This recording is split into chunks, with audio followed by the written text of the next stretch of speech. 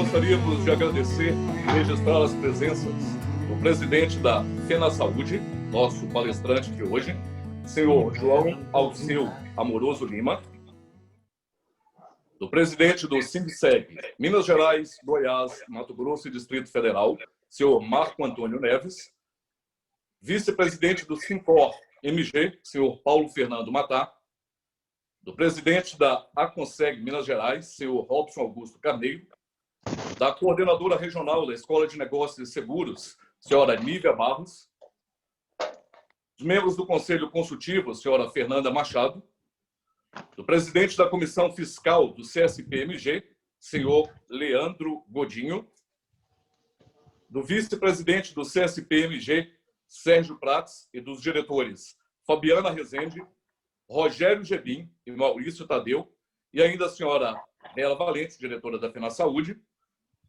da senhora presidente do ISB Brasil, Jocely Pereira, da presidente do CSP Bahia, a senhora Patrícia Jacobucci, do presidente do SINCOR Paraná, senhor Wilson Pereira, por fim, e não menos importante, dos representantes das beneméritas, conselheiros, associados, corretores de seguros, securitários e convidados. Senhoras e senhores, sejam todos muito bem-vindos. Como já registrado, este é um evento especial para o CSP-MG. Vamos recordar em alguns minutos eventos sobre a saúde suplementar realizado em anos anteriores.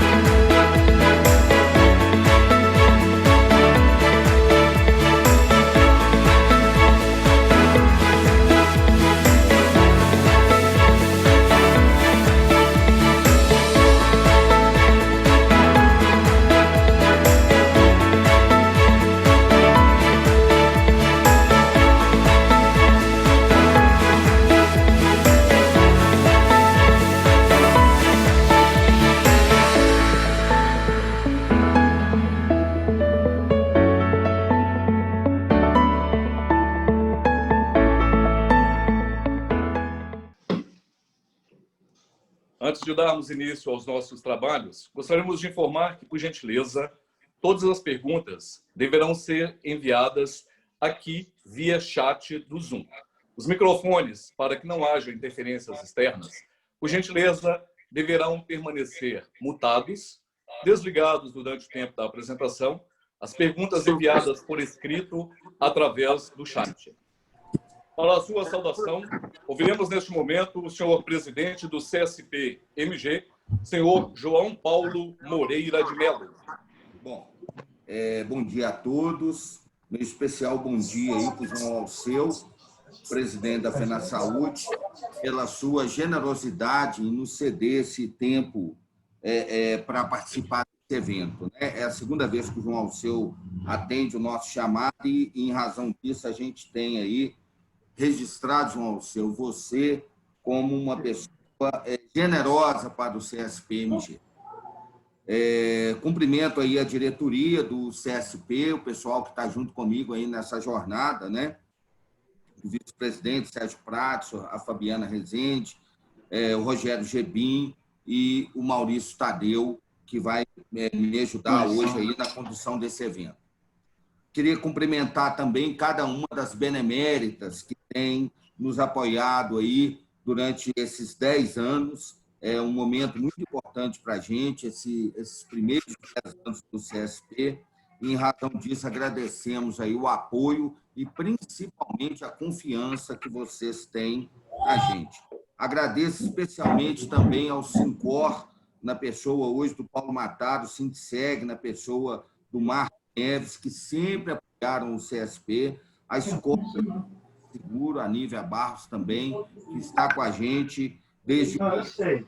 E também agradecer às entidades nacionais, né? A FENAPREV, a FENASAúde, a CNSEG e a FENACOR, que também têm prestigiado nossos eventos, têm nos apoiado e, em razão disso, eu registro nosso agradecimento. Falando de 2020, tem outras dessas também.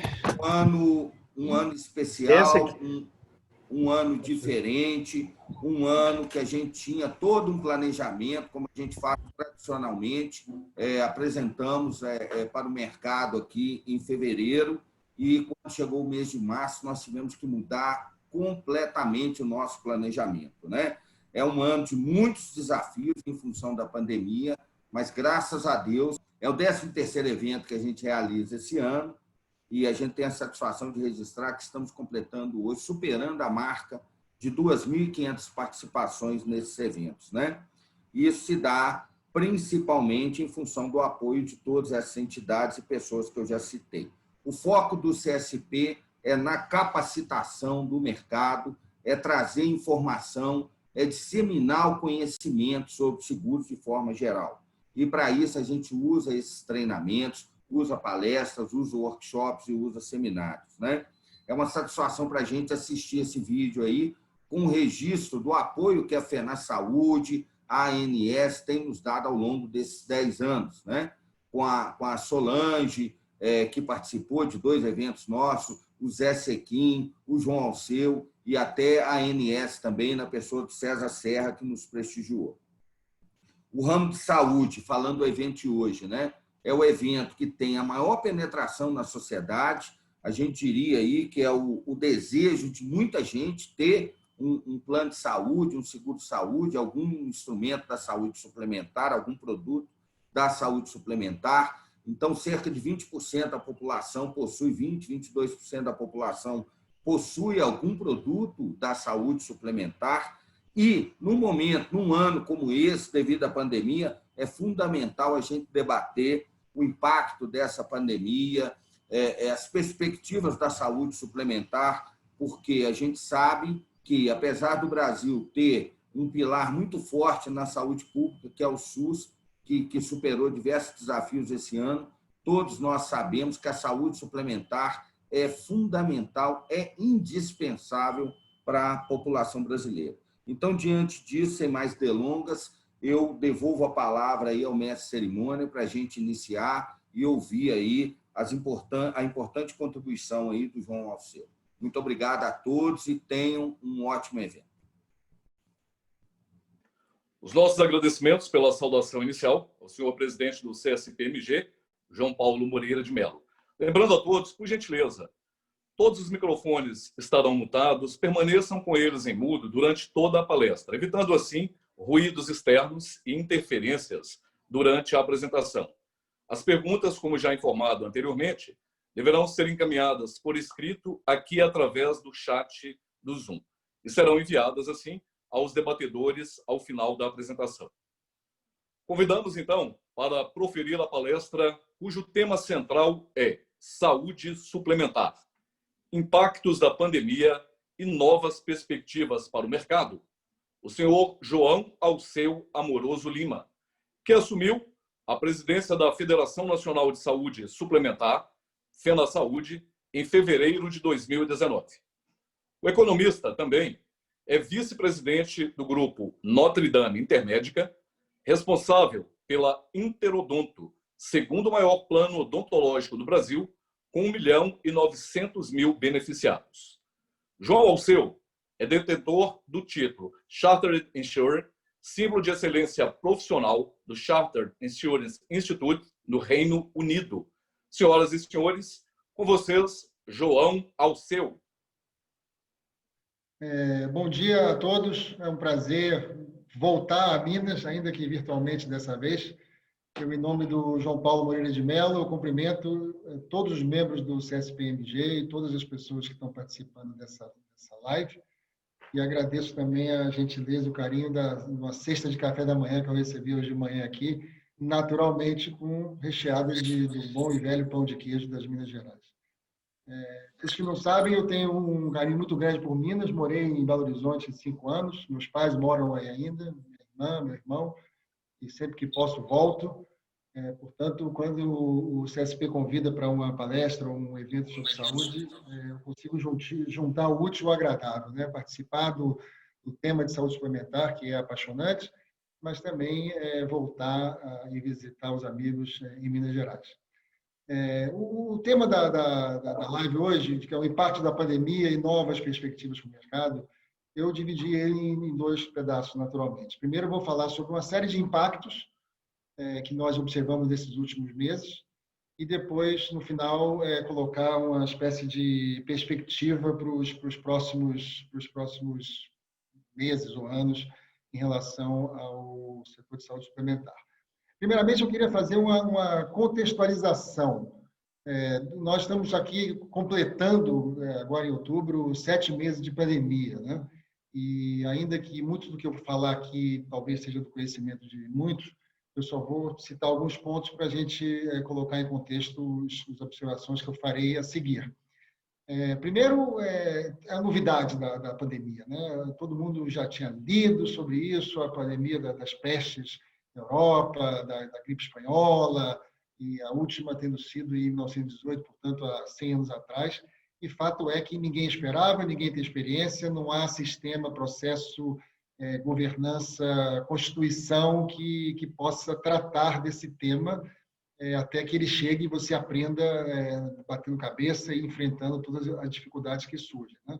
Então, havia uma experiência, inclusive, de protocolos clínicos, por exemplo, sobre como tratar a doença, da segurança dos profissionais de saúde. Tivemos a crise dos EPIs, né? Sumiu tudo do mercado, sumiu máscara, sumiu luva, sumiu uma série e os preços dispararam.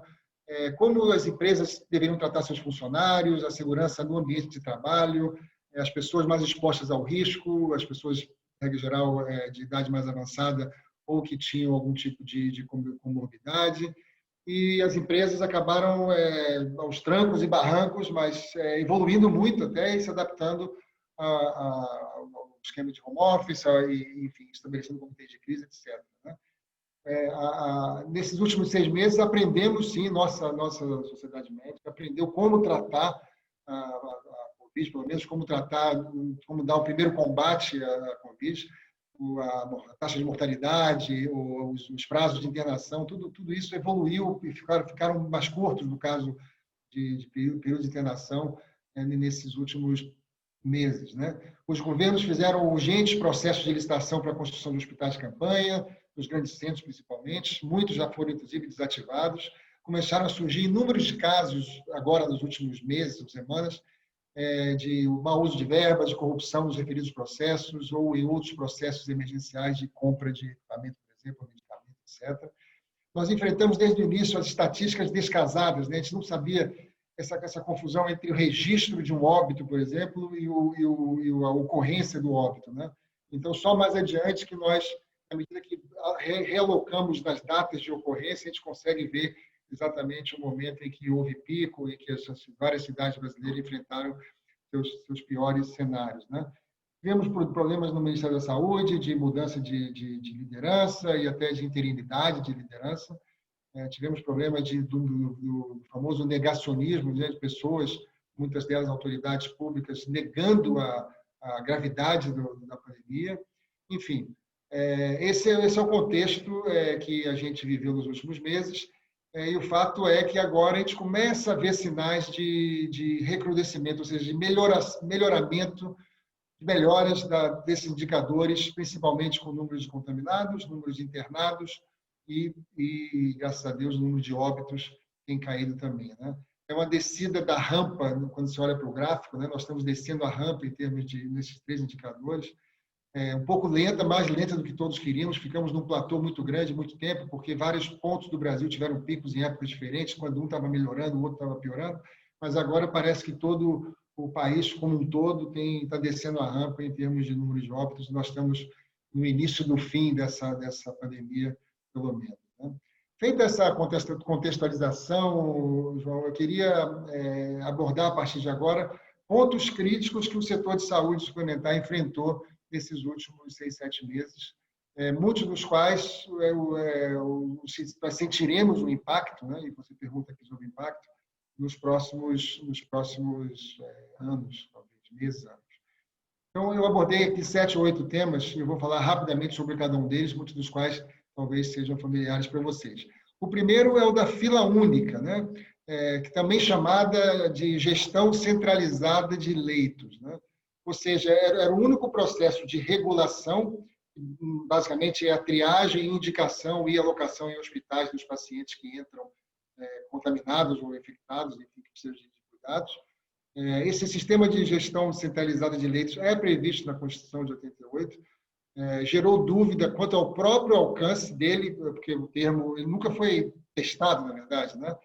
E agora foi. Portanto, haviam duas interpretações, de forma geral, duas interpretações sobre esse tema de gestão única. Uma é que a gestão unificada era apenas dos leitos designados para tratamento da Covid no SUS. Ou seja, era um sistema unificado de gestão de leitos entre os hospitais da esfera federal, estadual e municipal. Essa era uma interpretação. A outra interpretação, um pouco mais abrangente, é que essa gestão unificada seria dos leitos Covid do SUS e dos hospitais privados, ou das operadoras verticalizadas que tenham hospitais privados, né? Essa última interpretação era justamente o que assombrava o sistema de saúde suplementar. Nós percebemos um viés ideológico muito forte nessas discussões a respeito do tema. Havia uma conotação de vingança, assim, do SUS contra a iniciativa privada, dos pobres contra os ricos, da esquerda contra a direita, do sanitarista contra a saúde suplementar. Surgiram até estudos e relatórios de sanitaristas demonstrando que muitas vidas seriam perdidas se não houvesse o sistema de fila única, etc. e tal, né? Nós percebemos em alguns estados, o Rio de Janeiro em especial, que tem uma infraestrutura, por ter sido capital já de hospitais federais e estaduais muito forte, o total desentendimento dentro do próprio Sistema Único de Saúde entre as esferas federal, estadual e municipal. Portanto, você imagina a confusão que seria se englobasse tudo, né? Se dentro do próprio SUS, nas 3 esferas, houve essa dificuldade de entendimento, né? No final das contas, o sistema de fila única não se concretizou, principalmente pela falta de critérios, de sistema de gestão para controlar todo esse processo e por acreditarem que, no final, isso poderia desorganizar o sistema mais do que ajudar a combater a Covid, né? Um outro tema, o segundo tema que eu abordo aqui, é o confisco de leitos, que é até uma variação do primeiro tópico aqui de gestão única, mas é um pouquinho diferente, né? Aqui, nesse caso do confisco de leito, o governo simplesmente requisitaria os leitos dos hospitais privados para pacientes Covid do SUS, né? Para depois, a posteriori, acertar o pagamento dessa utilização desses leitos, né? Que, conforme a Constituição, isso também é previsto, deveriam ser pagamentos justos. Esse termo justo, naturalmente, deixou todo mundo de orelha em pé e preocupado, porque, principalmente dos hospitais privados, porque havia a percepção de que o risco de calote do governo é muito alto, né? Infelizmente, o governo tem essa fama e a segurança é muito grande. Na prática, foram poucos os casos de confisco, propriamente dito, geralmente ocasionados por força de decisão judicial e não de uma decisão administrativa de uma esfera estadual ou municipal. Foram decisões judiciais para caso específico. Alguém que não conseguia um leito público entrava com ação judicial e o juiz determinava que o hospital tal aceitasse aquele cidadão, né? Foram muito esporádicas e não foi um problema, né? Prevaleceu o bom senso, muitas prefeituras lançaram os chamados chamamentos públicos para contratar leitos privados, né, com preços pré-determinados. Então, a prefeitura ia lá e dizia, olha, eu vou pagar R$2.000 por dia por leito de UTI para Covid. E vários hospitais diziam, olha, eu ofereço 10, eu ofereço 20, faziam os contratos e assim iam ajudando as prefeituras a tratar a demanda de pacientes Covid. Mesmo com diárias baixas e mais baixas do que o custo real, para muitos hospitais isso foi uma coisa interessante, porque eles já tinham aquela estrutura de ativos fixos toda toda ali parada, muitas vezes vazia, porque as cirurgias eletivas praticamente sumiram. Então, muitos hospitais lançaram mão dessa contratualização com as esferas municipais e estaduais para ocupar seus leitos, né? Vamos falar agora um pouquinho de impactos nos hospitais e laboratórios, né? Houve, e a gente sabe disso, aconteceu em vários países, não foi uma jabuticaba, houve uma redução brusca das cirurgias eletivas, dos exames laboratoriais também eletivos, de certa forma, das consultas médicas, das sessões de terapia. Isso aconteceu no mundo todo, pessoal. Isso não é uma coisa do Brasil. As pessoas simplesmente, ao último lugar que querem ir é numa instalação médica, no hospital, num consultório, num laboratório, dado esse contágio, né, que ninguém sabia direito na época o quão forte seria, da Covid. Então, todo mundo sumiu, inclusive os próprios médicos, os próprios funcionários, e foram mantidos apenas os serviços mais urgentes, né? A principal causa disso, como todos sabemos, é o lockdown, que no Brasil não chegou a ser tão radical, mas houve o fechamento, o isolamento social, só os serviços essenciais foram mantidos, e havia esse medo das pessoas, sejam elas as pacientes ou os profissionais de saúde, de se exporem em determinadas instalações, né? O efeito disso nos hospitais ou nos laboratórios teve um efeito retardado, porque o fluxo de pagamento das operadoras para as redes geralmente oscila aí entre 45 e 75 dias entre a ocorrência e o pagamento. Então, essa queda brusca que aconteceu na segunda metade de março e durante o mês de abril, ela foi sentida lá no final de maio, início de junho, quando os pagamentos começaram a realmente escassear e essas entidades, esses hospitais, continuavam com seus custos fixos, custos de recursos humanos e etc. E tal, né? Nós temos relatos que muitos casos de operadoras que socorreram esses prestadores, principalmente aqueles prestadores âncoras ou principais que têm muito volume, etc. E tal, e socorreram de que forma? A FenaSaúde, inclusive, foi acionada pela ANAP, pelas entidades hospitalares, para tentar ajudar a coordenar. Naturalmente, nós não temos a caneta nem a autonomia para estabelecer esse tipo de ajuda, de regra geral. Nós podemos recomendar alguma coisa, mas nunca impor. Mas nós facilitamos essas conversas e muitas operadoras socorreram, entre aspas, seus prestadores, seja na forma de adiantamento, seja na forma de empréstimo, seja na forma de antecipação de pagamentos ou de eliminação de glosas, enfim, houve vários métodos aí para ajudar os prestadores, né? Com algum atraso, o próprio BNDES lançou linhas de crédito específicas também para hospitais e prestadores de serviço. O fato é que os volumes e frequências, aos poucos, retornam aos níveis diante da pandemia, né? A nossa previsão é que até outubro, final do mês que vem, novembro, tanto as frequências como os volumes, de uma maneira geral, voltem ao normal no sentido pré-pandemia, né? Essa é a nossa expectativa. A ANS tem soltado boletins do Covid periodicamente. O último que foi editado é o de julho. E em julho você já vê uma volta da sinistralidade que saiu de 75%, geral do sistema, tá, pessoal? Saiu da ordem de 75% ali em fevereiro, por exemplo, até fevereiro, e chegou a cair para 60% no pico ali no maio, junho, e já está em 65%, e os indicadores de agosto e setembro mostram que isso está voltando para uma sinistralidade normalizada, digamos assim. Eu vou aqui para sair desse tema dos hospitais e passar para um tema que também afeta os hospitais, mas que atraiu a mídia e a população por um tempo, que era a utilização de parte das reservas das operadoras para, inclusive, socorrer ou adiantar, ou fazer empréstimo, enfim, os prestadores naquele momento mais crítico, né? Houve até uma certa união entre prestadores e operadoras nesse tema, inclusive quanto a destinar parte desses recursos liberados, parcialmente liberados das reservas, para ajudar os prestadores, né? A discussão sobre liberação de parte do PEONA, eu estou entrando um pouco técnico aqui, mas guardem os seguintes números. O montante de reserva que se previa liberar para ajudar as empresas nas suas dificuldades relacionadas ao Covid, inclusive emprestando para prestadores, era da ordem de 15 bilhões de reais.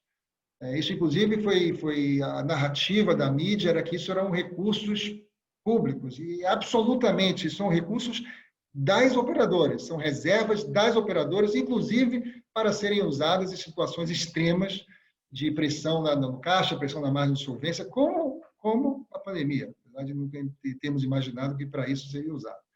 Mas, enfim, esses recursos eram particulares, eram privados. Tá?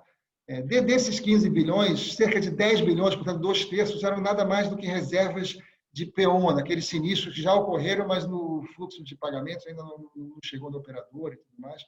Portanto, mexer nessa reserva de PEON, liberar parte dela, o que for, seria um tiro no pé, não fazia sentido técnico para a gente, porque eu hoje libero, pago, adianto para alguém, daqui a pouco o sinistro chega, vou ter que pagar esse sinistro em breve. Então, seria um prazo muito curto de alívio que não resolveria nada. Mas o outro terço desses 15 bilhões, portanto, cerca de 5 bilhões, eram reservas de capital, aquelas reservas mais de longuíssimo prazo, que estão ali para sustentar uma margem de solvência, etc. E essas, sim, faria algum sentido utilizá-las de uma forma a manter a saúde do sistema. Né? A ANS foi muito cuidadosa na discussão dessa liberação parcial de reservas, mas, na minha opinião, exagerou nas exigências estabelecidas num termo de compromisso. A ANS disse, ok, eu vou flexibilizar as regras, vou liberar um pouco dessas reservas do sistema como um todo, mas vocês têm que assinar um termo de compromisso de que vão se comprometer a fazer determinadas coisas. É uma troca. Eu te libero dinheiro e você se compromete a fazer certas coisas. O que matou a iniciativa dessas certas coisas foi justamente a exigência de um termo de compromisso de manter coberturas para clientes inadimplentes.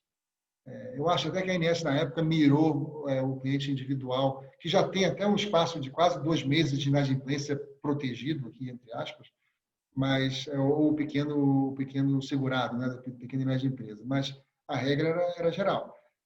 Essa questão do perdão da inadimplência ganhou algum apelo da mídia, entidades de defesa do consumidor achavam que nós éramos o gênio do mal, porque não podíamos, estávamos cobrando e não dando nenhum alívio, especialmente no momento em que as contas de luz, água, telefone, principalmente aquelas para a população mais pobre, estavam sendo perdoadas ou postergadas, né?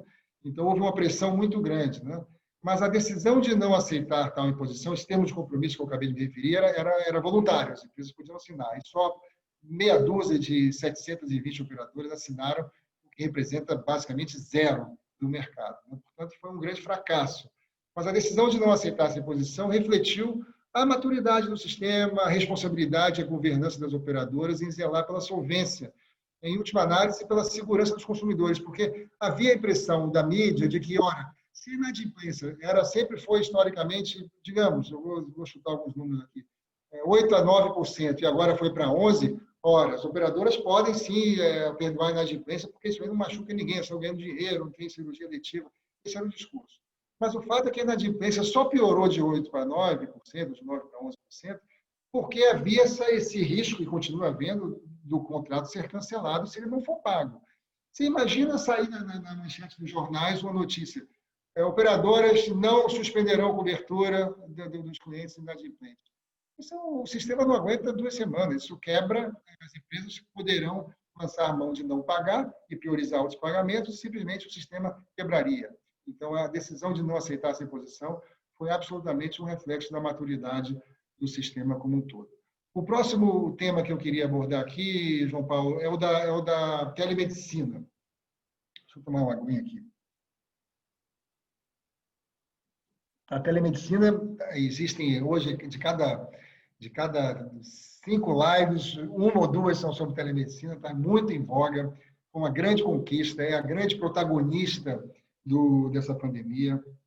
Eu acho que o sistema, a cultura, a tecnologia, enfim, todo mundo evoluiu 5 anos em 6 meses nesse aspecto. Os volumes de teleconsultas que eram feitos antes eram irrisórios perto do que estão feitos. Então, vamos falar um pouquinho da telemedicina. A regulação foi imposta pela medida provisória que tratava da pandemia, né? Estava lá no Mandetta, o ministro Mandetta, na época, foi um grande entusiasta disso, e colocou na medida provisória uma regulamentação para a utilização da telemedicina, uma vez que o CFM, que estava aqui incumbido de fazer essa regulação, tinha até lançado alguma coisa um ano atrás, mas depois foi cancelado, enfim. Pelo lado do CFM não havia um consenso ou uma regulação oficial ainda, portanto, a medida provisória serviu como uma regulação transitória, né? A telemedicina transformou-se numa ótima solução para a manutenção dos atendimentos, principalmente de cuidados continuados, para as pessoas de pacientes de doenças crônicas, por exemplo, as terapias, e até mesmo para filtrar idas a pronto-socorro, né? A gente sabe, todo mundo aqui sabe, eu me incluo, que a gente vai para o socorro por comodidade, a gente vai quando não precisa, a gente nunca tinha essa ligação de que pronto-socorro é um lugar de risco de pegar a infecção de outras pessoas que estão lá porque estão realmente doentes. Portanto, o fato de acessar o médico por telemedicina diminuiu muito essas idas desnecessárias ao pronto-socorro e tornou muito mais racional a utilização dos atendimentos de urgência e emergência. Eu acho que isso, inclusive, faço essa observação, vai ser um dos grandes ganhos daqui para frente, né? Então, eu acho que vai mudar um pouco esse conceito de eu vou ao pronto-socorro por qualquer razão, porque lá eu sei que você atende logo, fazer o exame logo, tem um médico de plantão, e para mim é mais prático isso. Isso vai acabar. Eu acho que as pessoas vão, sim, acessar seu médico ou um médico por algum mecanismo de telemedicina antes de se aventurarem no pronto-socorro. Então, passado alguns meses, hoje, centenas de milhares, gente, eu trabalho, como foi dito aí, no grupo Notre Dame Intermédica.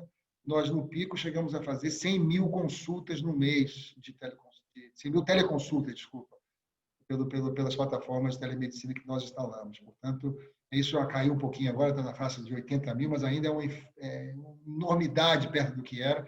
Eu sei que o mesmo aconteceu com as grandes operadoras, inclusive com as pequenas também. Tem plataformas independentes que estão cedendo, estão contratando com as operadoras menores para facilitar essa interação das teleconsultas. Portanto, os volumes são absurdos, positivamente absurdos, e todas com um NPS altíssimo. O NPS para não entrar no detalhe aqui, é uma avaliação de qualidade. Basicamente, tem muito mais gente que passou por uma teleconsulta recomendando a teleconsulta ou a telemedicina do que gente que passou por uma teleconsulta dizendo não faça isso, não vale a pena, né? O NPS, que é um indicador, é justamente essa diferença entre os que incentivam e os que detratam, né? Os promotores e os detratores. Mas esse é um outro tema. O fato é que o NPS da telemedicina, de uma maneira geral, na empresa onde eu trabalho, é da ordem de 75% a 80%, favorável. O maior impacto e o que as pessoas lembram quando se fala em telemedicina é na teleconsulta. As pessoas falam, eu falei com o meu médico, isso é uma teleconsulta, que é um dos bracinhos lá, um dos galhos da árvore, muito mais ampla do que isso, que chama-se telemedicina, né? Mas muitas outras variações da telemedicina tiveram um aumento significativo também nas suas frequências durante a pandemia. Eu cito o telediagnóstico, que é basicamente o médico, inclusive durante a teleconsulta, acessar os seus exames também por imagem lá, que ele está acessando um banco de dados do laboratório, etc. Esse é uma das formas. As teleterapias, ou seja, pessoas, muitas vezes idosas, com dificuldade de locomoção, que fazem seus exercícios, seja terapia respiratória, seja de outra forma, com a supervisão de um terapeuta por telemedicina, seja no celular ou numa televisão, numa tela. Isso tem ocorrido muito também, facilitou muito para aquelas pessoas geralmente mais vulneráveis de não terem que se deslocar para determinados consultórios ou centros para fazer terapia. As teleinterconsultas são outras também, que são teleinterconsulta é quando o médico conversa com o médico, é basicamente uma espécie de segunda opinião. Também facilitou e aconteceu muito, enfim, a frequência aumentou bastante, tá? Recentemente, o artigo da medida provisória que regulamentava a telemedicina foi mantido.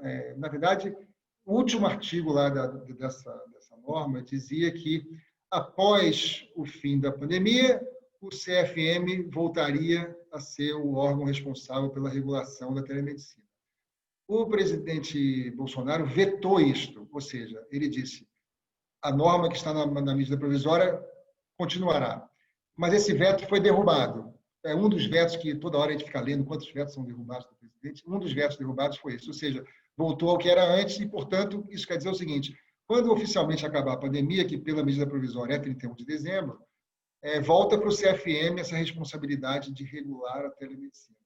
Isso tem criado um desconforto muito grande, porque o CFM, ainda que tenha se manifestado já que tem comissões específicas tratando disso, e, enfim, dentro do CFM, o receio é pelo atraso na divulgação, o que vai criar uma espécie de vazio regulatório a partir de 31 de dezembro, ou pela emissão de uma regulação que não incentive a telemedicina, muito corporativista, né? Há um esforço conjunto de várias entidades, inclusive aquela que representa as empresas de telemedicina, para que seja mantido um arcabouço regulatório que incentive, que é uma coisa boa, veio para ficar. A sociedade já assimilou isso, a mídia já assimilou isso. Acho que vai ser muito difícil andar para trás nesse tema. Então, há essa preocupação aí com relação a que regulamentação é essa que virá da telemedicina quando o CFM entrar em campo, digamos assim. São 3 assuntos básicos que vão ser discutidos na questão da regulação. Existem outros, naturalmente, mas aqui, por força do tempo, eu vou citar 3 pontos. A gente chama da territorialidade. O outro é o que diz respeito à primeira consulta. E o terceiro ponto é remuneração. Eu vou agora, basicamente, dizer a posição da FenaSaúde sobre cada um desses pontos, né? E é isso que a gente tem lutado e defendido institucionalmente, né? Primeiro, o que é a territorialidade? É basicamente o seguinte: beneficiar um cidadão de um estado não pode fazer uma consulta, uma teleconsulta, por exemplo, ou seja, telediagnóstico, o que for, com um profissional de outro estado. É uma espécie de defesa de um território, né? Nós somos absolutamente contra isso. Acho que a tecnologia permite que qualquer brasileiro tenha acesso a qualquer profissional médico no Brasil. Acho até que deve haver uma defesa da territorialidade no Brasil, mas não entre estados ou municípios. Isso não faz o menor sentido. Nós vamos combater isso até o fim. O outro tema polêmico também é a questão da primeira consulta, né? Há uma linha que diz, não, mas a primeira consulta tem que ser presencial, o médico precisa conhecer, precisa escutar, precisa fazer todos os seus exames e, então, criar essa empatia e depois pode fazer o retorno, enfim, outras consultas por teleconsulta. Eu nem discuto isso, eu acho que tem bastante fundamento isso aí, mas nós achamos, a FenaSaúde acha o seguinte: a questão de se a primeira consulta deve ou não ser presencial cabe a ninguém mais do que o médico. O médico vai dizer, porque tem coisas simples, gente, tem coisas que não precisa se deslocar para fazer uma consulta, para fazer uma consulta presencial, você pode sim conversar com o seu médico. Então, essa questão da primeira consulta, a posição da FenaSaúde é a seguinte: quem decide sobre se a primeira consulta, ou a segunda, a terceira, alguma das consultas tem que ser presencial, é o médico, e o paciente vai obedecer ao médico, a gente sabe disso. Não é a regulação que obriga um ao outro, porque isso dificultaria, inclusive, o início de processos de relacionamento por teleconsulta. E o terceiro ponto é a remuneração, que muitos dizem, não, mas o médico não pode, o médico, o profissional de saúde, enfim, não pode receber menos por ser teleconsulta em relação à consulta presencial. Nós achamos que isso não é uma área que o CFM tem que entrar, isso é livre negociação. Se o médico quiser que seja igual, vai ser igual, se ele quiser, se ele topar fazer diferente, vai ser diferente, é livre negociação. Não cabe ao CFM ou a qualquer projeto de lei interferir na liberdade de negociar entre as partes. Muito bem, vou andar aqui agora e passar para um outro tema mais recente, inclusive, que é o tema de medicamentos oncológicos orais, né?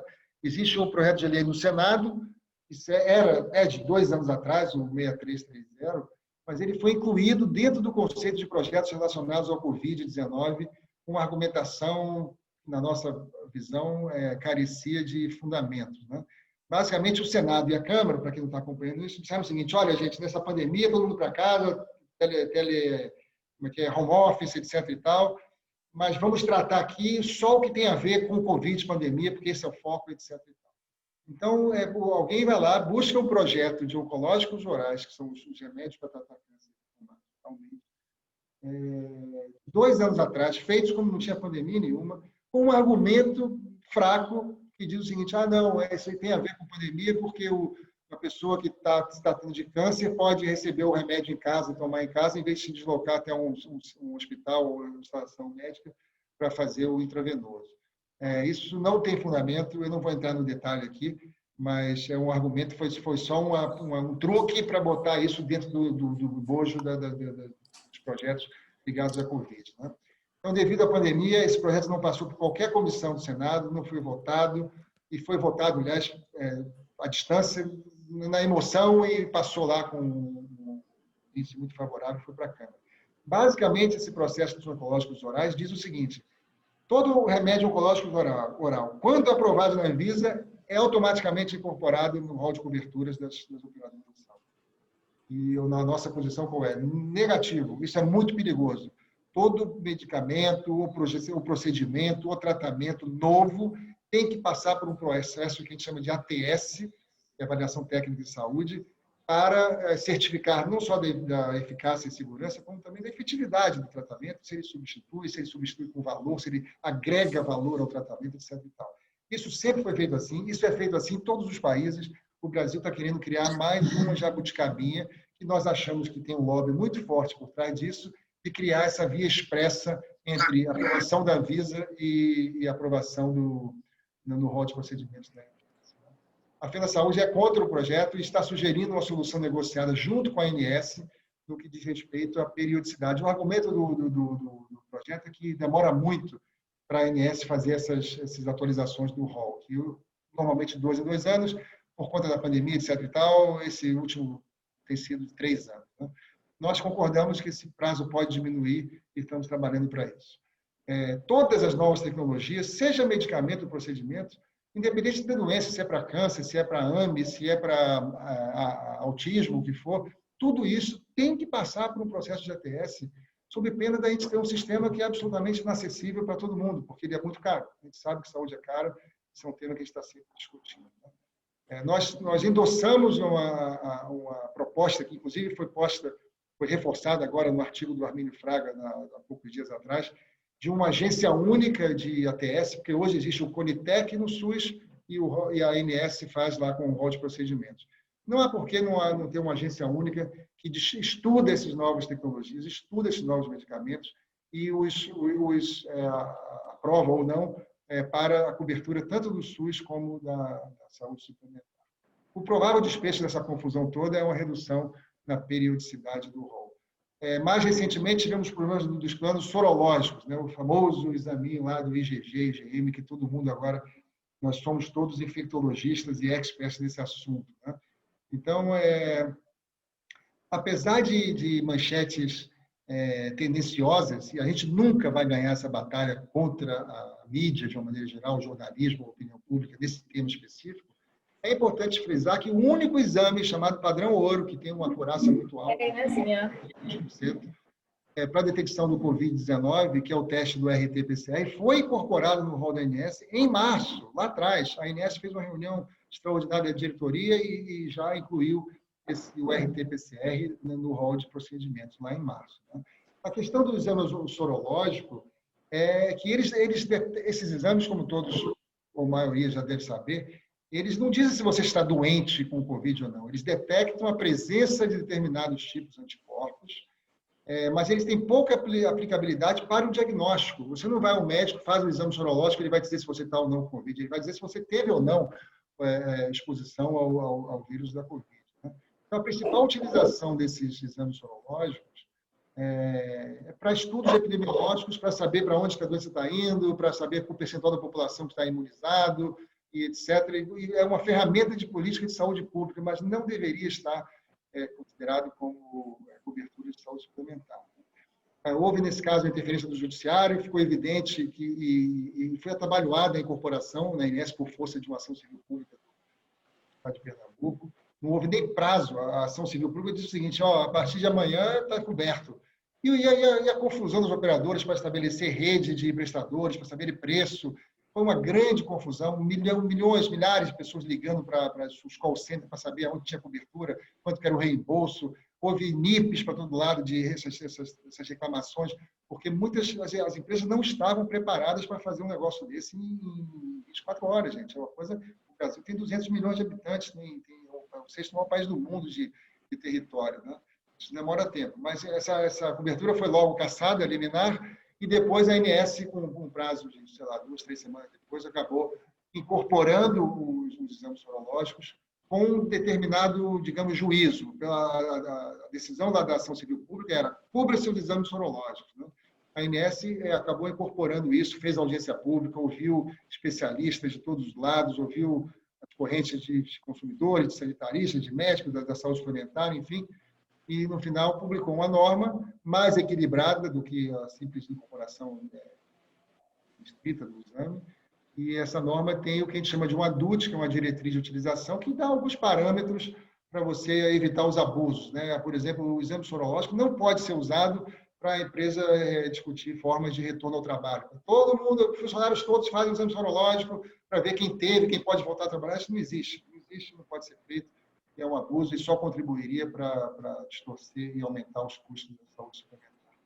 O tema mais recente, eu acho que é o último dos que eu abordei aqui, é o tema da suspensão dos reajustes, né, por esse período agora de setembro a novembro. O PL, eu não tenho certeza do número, acho que é um 492 ou um 392, do senador Eduardo Braga, foi votado no Senado, em sessão virtual também, e não passou por qualquer discussão prévia em comissão, ou qualquer representante da sociedade, não houve nenhum contraditório, simplesmente as coisas estão correndo assim, no ritmo meio desorganizados lá no nosso Congresso, e saem leis como essa, né?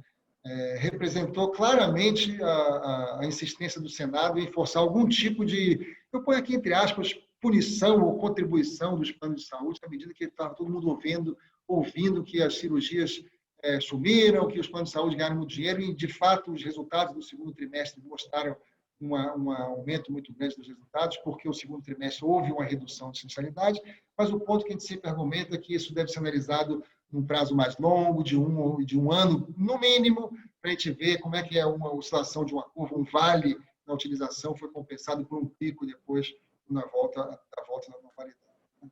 Infelizmente, o máximo que conseguimos junto à ANS foi que ela própria, e não o Senado, emitisse uma norma tratando da suspensão temporária de reajuste. É o que a gente está vivendo agora, até o final do ano. Isso deve ser recomposto ou cobrado no início, ao longo de 2021. Portanto, é muito mais um alívio de caixa, um alívio de bolso, do que necessariamente uma redução do custo. Existem vários outros projetos de lei no Congresso versando sobre inadimplência, franquias, coparticipação. Todo mundo chega lá e quer dar uma pancada, uma batida, uma porrada, digamos assim, nos planos de saúde, né?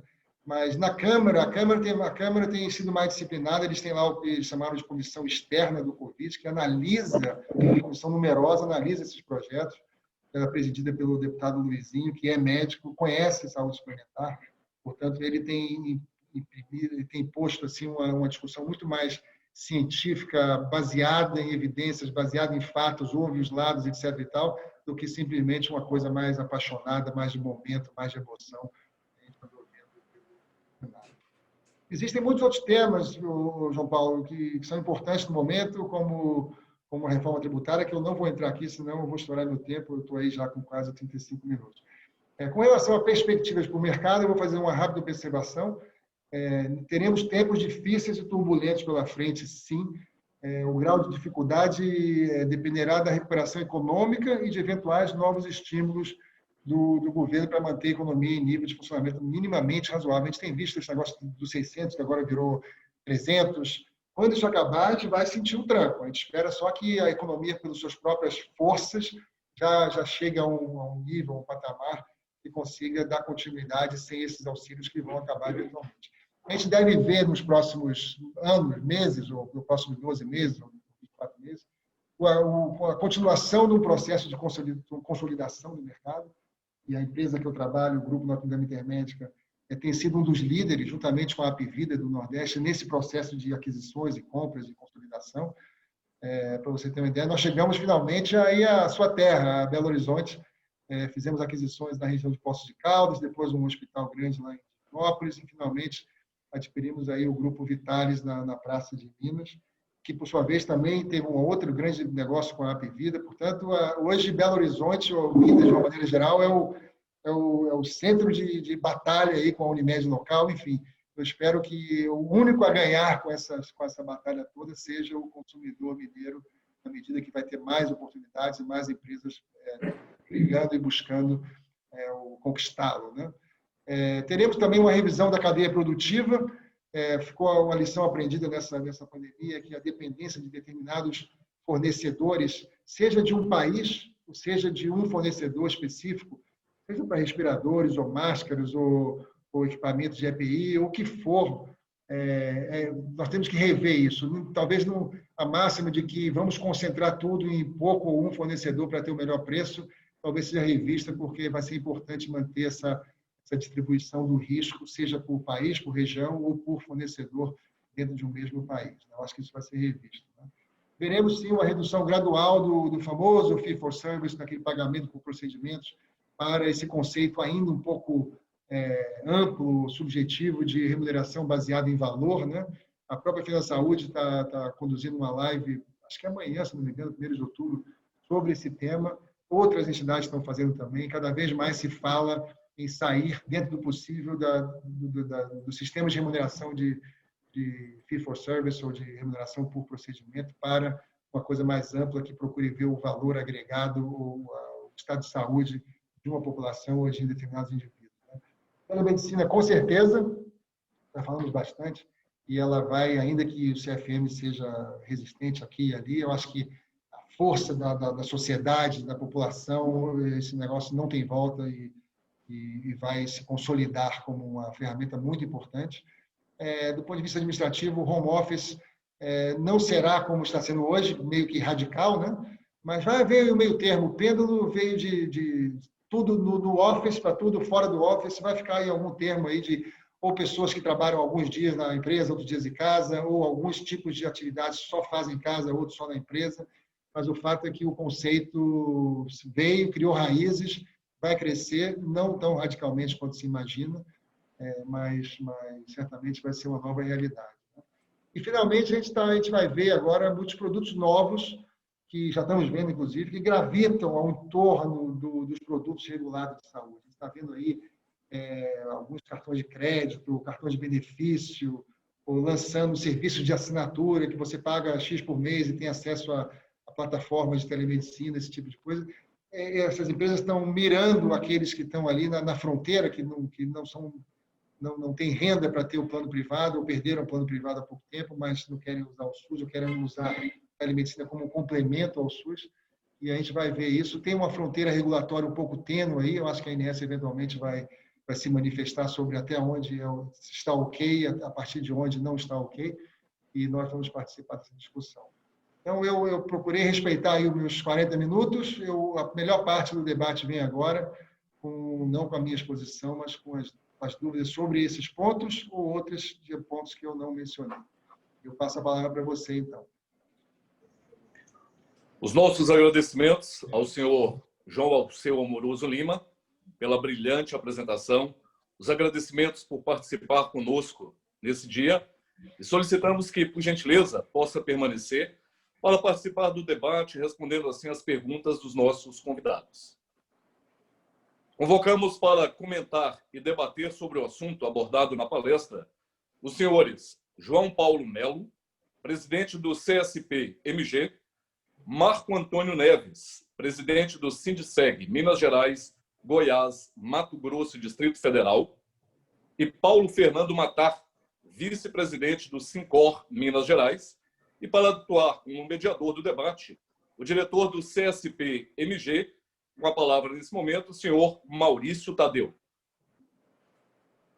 Muito bom dia a todos oficialmente, novamente.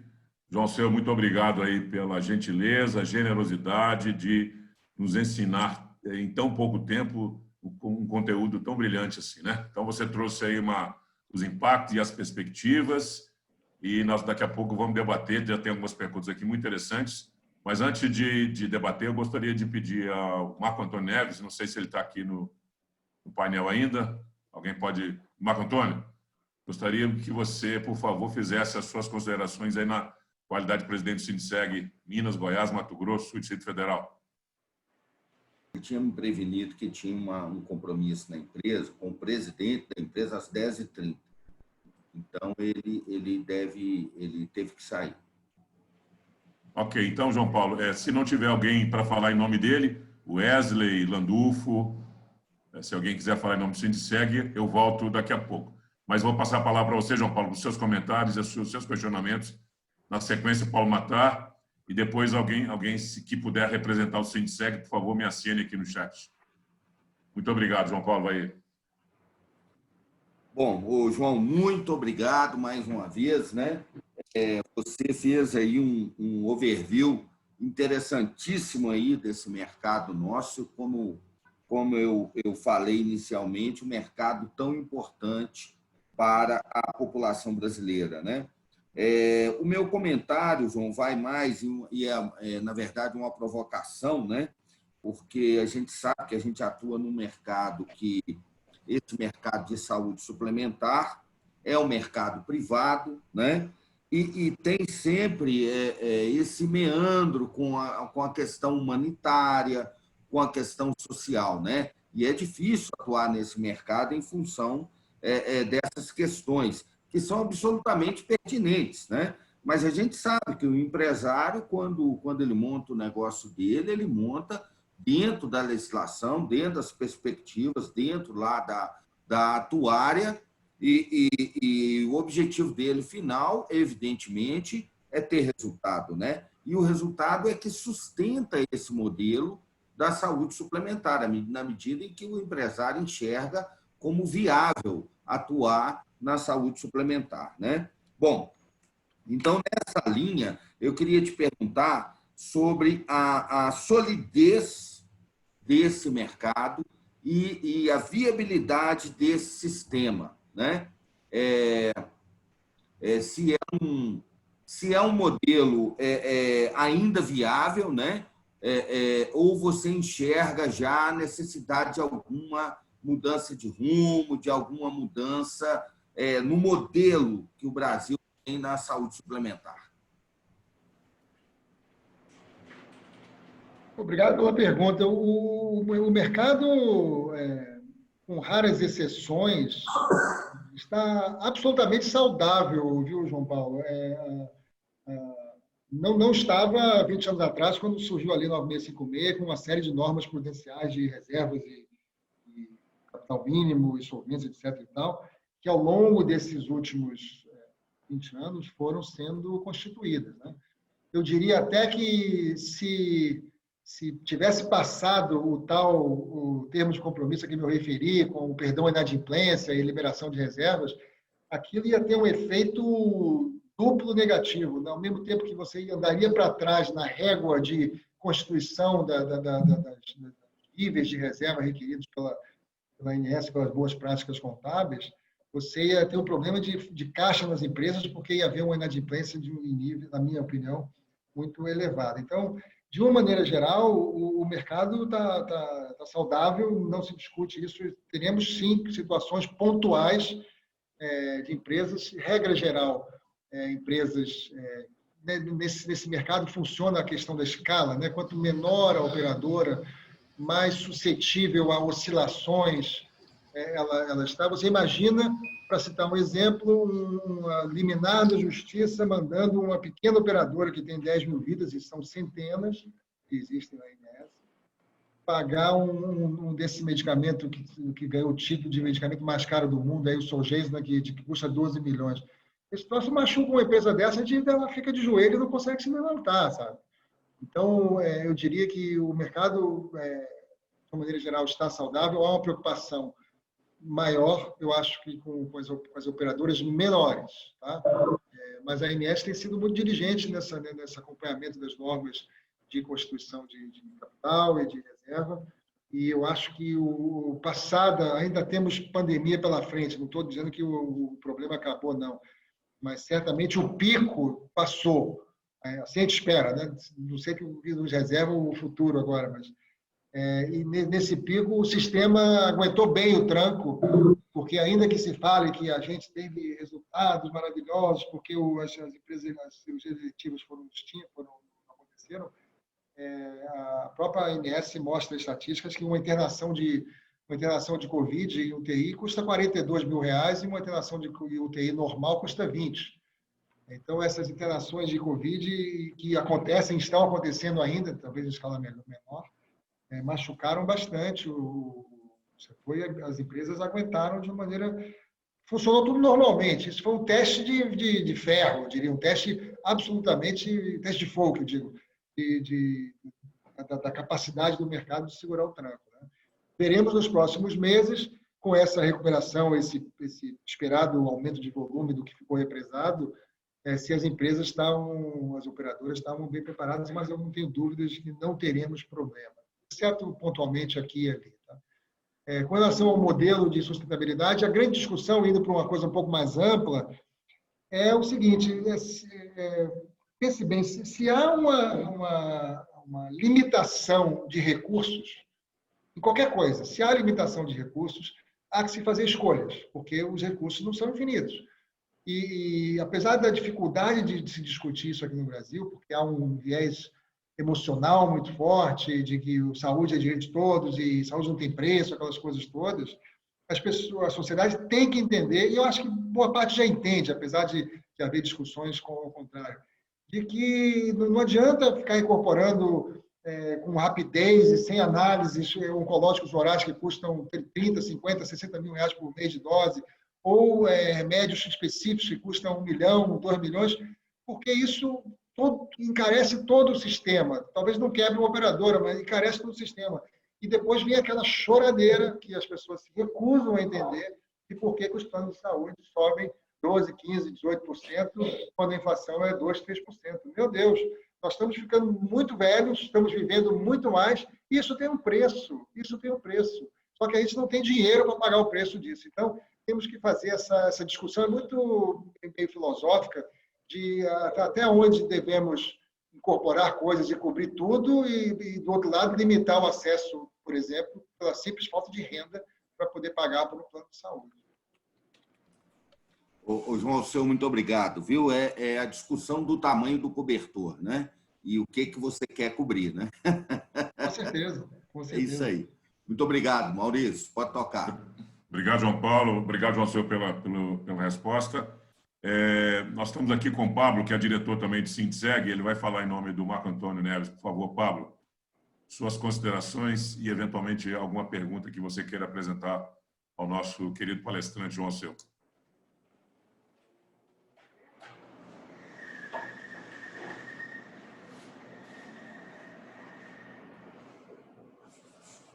Pablo?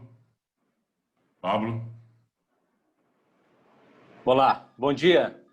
O meu áudio estava fechado. Bom, parabenizar o João Alceu pela condução da reunião, né? Muito esclarecedora, como sempre.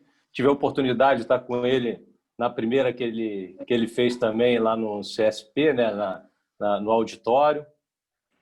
E eu sempre sou questionado, eu queria trazer essa pergunta para o presidente, o seguinte, né? Os corretores sempre perguntam, e o seguro individual? Isso avançou?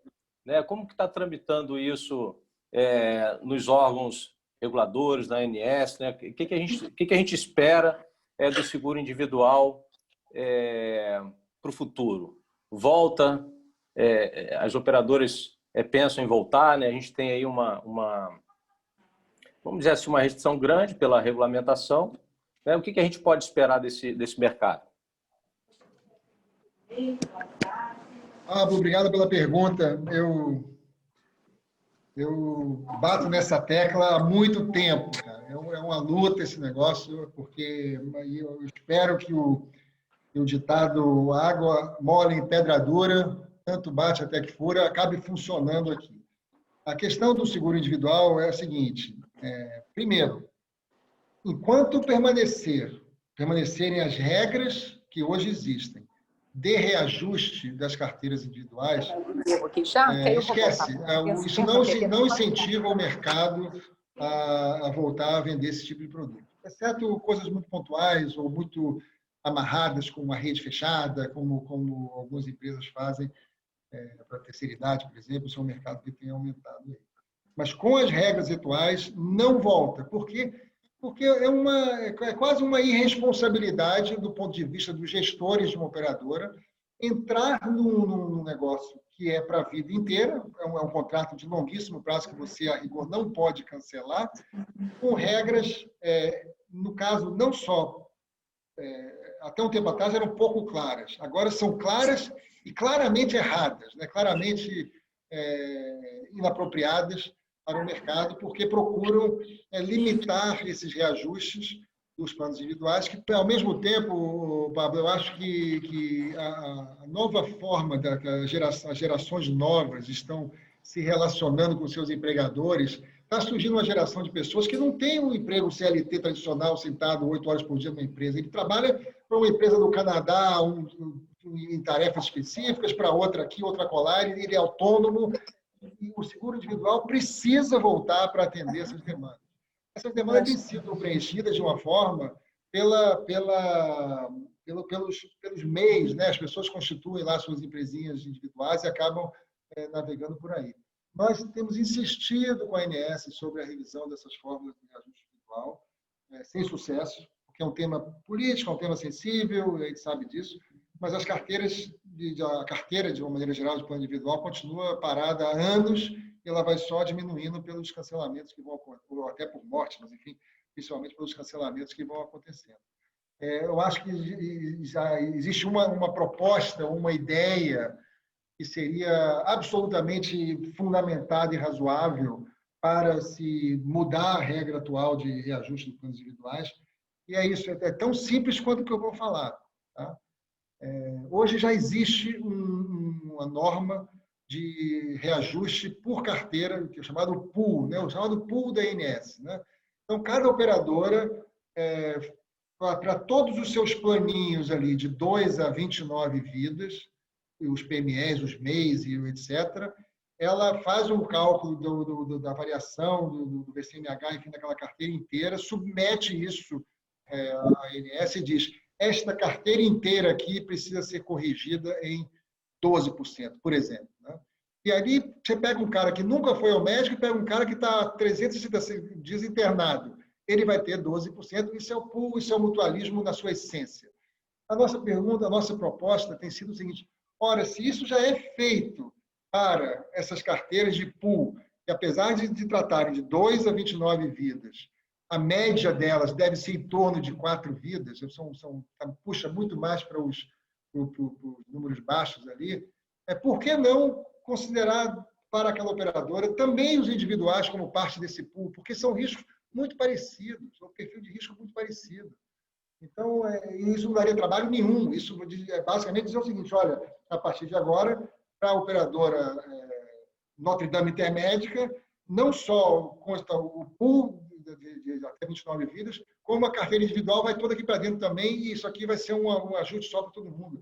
Ou seja, você vai ter indivíduos se beneficiando de um mútuo que pode alcançar 600 mil vidas, 800 mil vidas, muito mais do que aquela carteira individual que está em famoso run-off, está se perdendo e com a tendência de reajustes maiores do que a média geral. Era isso, meu cara. Mas bacana. Continuo nessa luta. Na torcida e na luta. Obrigado, presidente. Obrigado, Pablo. Obrigado, João. A sua pergunta, Pablo, foi curtinha, mas de uma profundidade enorme. Né? João, você teve que gastar aí um verbo danado para explicar isso. Muito bem. Paulo Matar, por favor, querido vice-presidente do Sindicato dos Corretores de Minas Gerais, por favor, sua consideração.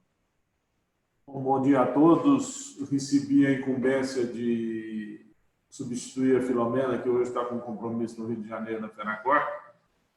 E bela palestra, João, muito abrangente, tanto que você já me furou as minhas 2 perguntas que eu tinha preparado. Você já falou as 2. Uma seria do reajuste. A gente sabe que esse reajuste ele fica congelado por 3, 4 meses e depois ele vem cobrindo todos esses meses, né? E eu li há pouco tempo que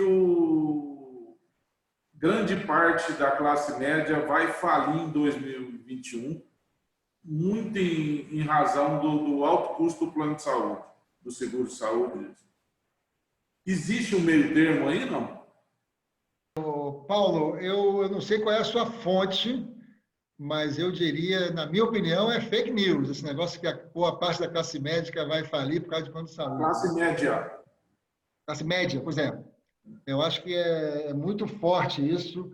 Eu acho que as pessoas têm a noção da importância da manutenção dos pagamentos do plano de saúde. Por isso que o nível de inadimplência oscilou, piorou um pouquinho, mas não catastroficamente, como podia ser o caso. Você veja o exemplo que eu vou dar. Números gerais, tá? Não é número da minha empresa ou da empresa A ou B, C, não. De uma maneira geral, os reajustes das apólices corporativos, vamos falar primeiro das grandes apólices, tem sido de um dígito, exceto uma ou outra que está totalmente estourada. Muitas vezes o problema aí é preço, não é nem o perfil daquela apólice propriamente dita. Mas tem sido de um dígito. As apólices de PME, essas apólices de até 29 vidas, ou até as PMEs acima disso, tem sido, de uma maneira geral, estou pensando aqui nas grandes operadoras, mas oscila aí entre 12% e 15%, vai. São os reajustes que a gente tem visto para essas grandes carteiras. Né? E no seguro individual, conforme eu te falei, as regras hoje são claras, ainda que erradas. Então, eu conheço esse termo, claramente erradas, mas eu consigo fazer a simulação com dados oficiais da ANS e com alguma previsão de quanto seria o reajuste das carteiras individuais. Isso a gente sabe como é que faz o cálculo. Né? A nossa estimativa para esse reajuste, que deveria ter sido divulgado em maio, que não foi e está sendo postergado agora, é da ordem de 8%, vai, entre 7% e 9%. Então, 8% aqui como uma espécie de média. Portanto, não acredito que um reajuste de 8%, ou 9%, ou de 12%, no caso dos MEIs, aí, muitos casos, seja motivo de falência de classe média. Se você pegar o prêmio médio, é muito difícil fazer cálculo pela média. Quando você faz pela média, tem um cara lá que paga 5, 6 mil reais por mês de plano de saúde, o outro paga 200, que é uma criança e tudo mais. Mas, em termos médios, o que tem essa distorção de cabeça no forno e pé na geladeira, você tem nos planos de seguros individuais, você fala em custos de 700 reais, talvez, um pouco mais por mês, e, portanto, esse reajuste aqui seria da ordem de 60 reais. Não é isso que vai... O que pode falir a classe média é um número de despesas que subiram, junto com a perda de emprego, junto com o problema da escola, filho, etc. E tal. Isso pode afetar realmente. Mas não são reajustes. Porque o que volta, cara, se você olhar um sistema como um todo, o que volta para a sociedade tem sido de sinistro, ainda que sejam baixos agora, mas medianamente, 80%, 85%. De comissão e custos comerciais, outros 5% ou 7%. De despesa administrativa, outros 10%. O que sobra para as operadoras tem sido da ordem de 4%. Isso é o número da ANS. Portanto, não é um negócio que está tirando tanto da classe média e que vai afetar a solvência da classe média. Não acredito. Muito bem, João Silvio. Muito obrigado. Paulo Matar, muito obrigado aí pela participação.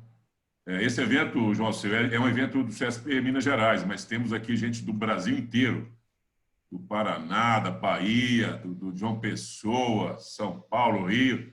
Você está realmente com muito prestígio. Que beleza. Mas temos muitas perguntas. Não sei se o João Silvio vai conseguir responder todas, senão a gente encaminha aí para você.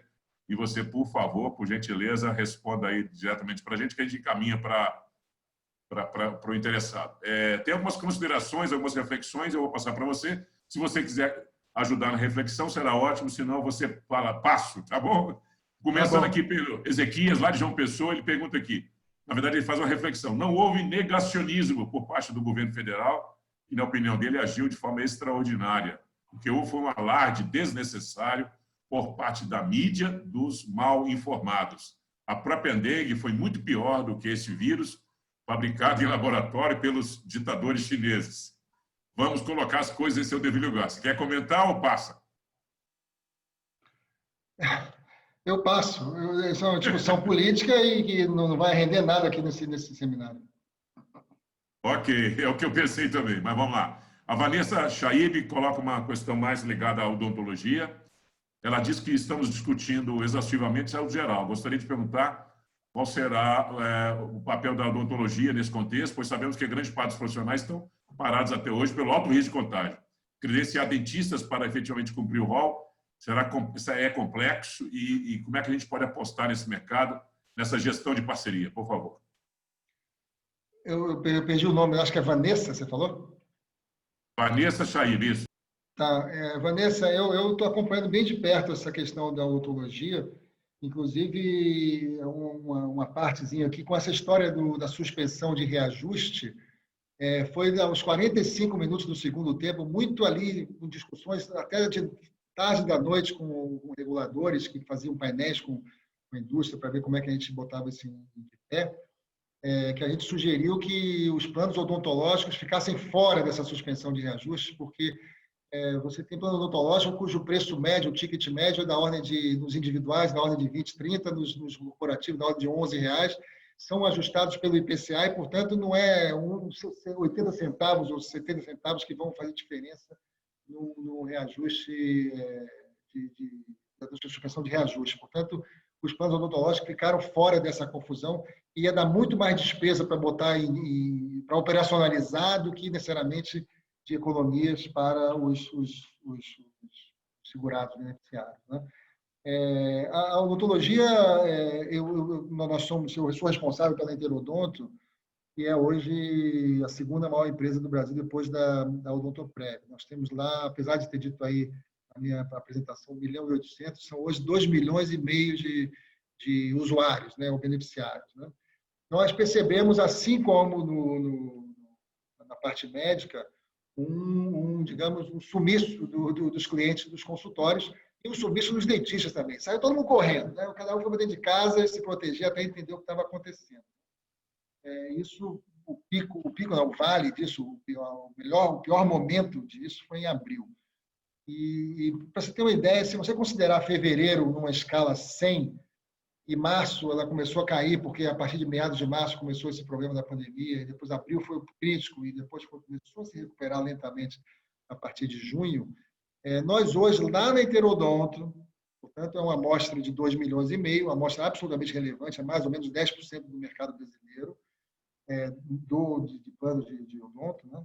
Já estamos observando que as frequências de utilização estão numa escala, comparando 100 lá atrás, numa escala de 86, 87. Portanto, voltando, a gente acredita, conforme eu já falei aqui, que até novembro, outubro, novembro, isso volte ao 100, que era o que estava antes também, em termos de frequências de utilização. Muitos dentistas já voltaram, naturalmente que todo mundo, eu mesmo fui ao dentista, que parecia que tinha um astronauta dentro da sala, de tanta proteção que ele tinha. Tiramos até selfie junto, porque o cara eu nem reconheci ele. Mas, enfim, muita gente tomando providências, tomando iniciativas. Eu acho que o odontológico, que sempre foi o que puxou o crescimento no mercado de saúde suplementar há anos, que o odonto vem crescendo 5%, 6%, 7% ao ano, enquanto a saúde fica ali um pouquinho para cima, um pouquinho para baixo. O crescimento que a gente tem observado no odonto agora é da ordem de 1,5% quando você faz 12 meses, portanto, nós estamos vendo esse recrudescimento aí dos meses de pandemia. Mas já isso volta, porque é um produto fácil de vender, que as pessoas veem valor, custa um valor baixo de mensalidade e muito importante. Então, eu acho que em novembro estaríamos de volta ao normal, provavelmente com medidas, enfim, desse novo normal, né? Medidas um pouquinho diferentes do que se fazia antes.